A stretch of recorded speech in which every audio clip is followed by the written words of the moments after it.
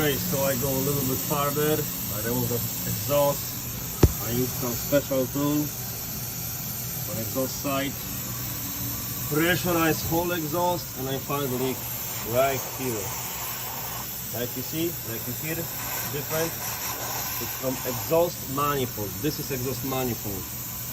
It's just old, wear out, and not sealing anymore. You can do nothing with this. You need to replace this exhaust manifold. Needs to go out. It's just right here, you see? Right to my finger on a connection. Leaking.